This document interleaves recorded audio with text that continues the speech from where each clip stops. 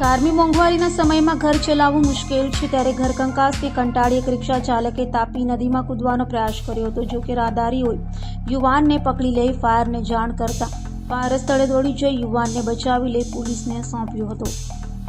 મોંઘવારીએ સામાન્ય વર્ગની કમર તોડી નાખી છે ત્યારે આવી કારમી મોંઘવારીમાં ઘરકંકાસથી કંટાળી ગયેલા રિક્ષા ચાલકે આપઘાતનો પ્રયાસ કર્યો હતો.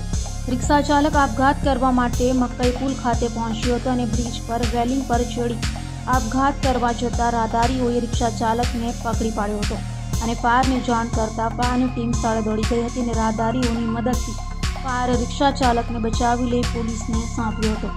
રિક્ષા ચાલકે ઘરકંકાસથી કંટાળ્યો હોવાનું કહેતા લોકોએ તેને સમજાવ્યો હતો, જ્યારે પોલીસે તેને પોલીસ મથકે લઈ જઈ કાઉન્સેલિંગ કર્યું હતું.